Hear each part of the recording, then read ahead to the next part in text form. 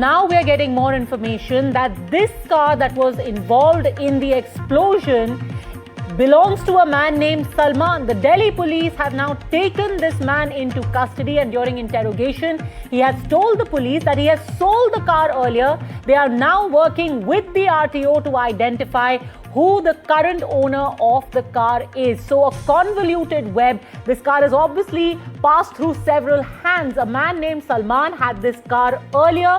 He sold it off. During interrogation, he has told the police that he has sold it off. So who is the current owner?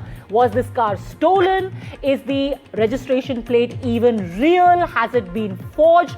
All of this, again, only preliminary information filtering in right now. Vishnu.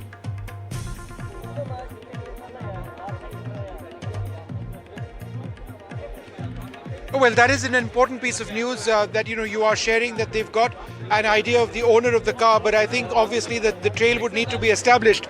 If they don't know who the present owner is, if the person that they have sort of homed in on is somebody who owned this vehicle in the past and then sold it to somebody else, it's obviously a trail, but it is very much a start, and they'd be looking at that. Just in the last 5-6 minutes or so, I saw a bunch of investigators actually move from this area where the active investigations are taking place. Various teams of investigators from multiple agencies will be spending, I presume, the entire night over here. Lots of specialized equipment has been deployed.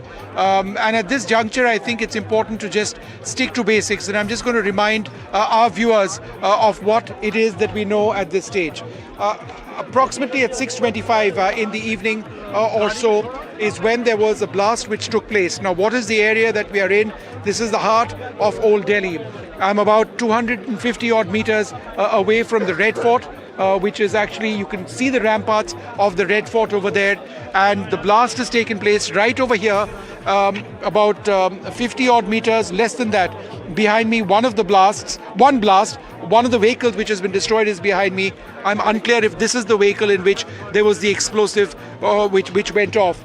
Right to the side over there is the metro station entry, which is one of the primary access points in this particular area, one of the most congested in Delhi. And onto the left over here is Chandni Chowk. So if we just move the camera and just pan the camera a little bit, that's Chandni Chowk over here.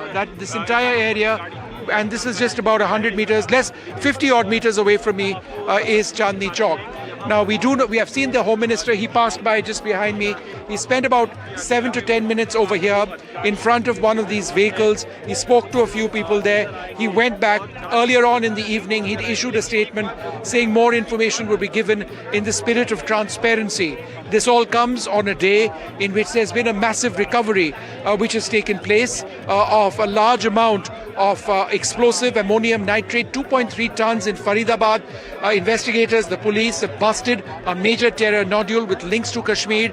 A group of doctors apparently are part of this.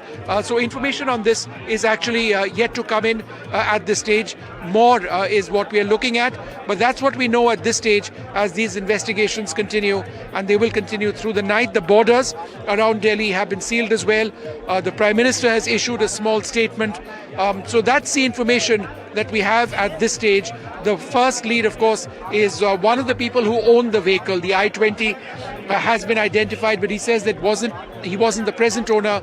He'd sold it to somebody else, but the police would ultimately find their way around that. But it is a critical situation over here, one way or the other. If this is a terrorist attack, it's the first attack of its sort which has taken place in the national capital in several years. So we're going to have to wait and see what this is all about, but that's the information we have at this stage.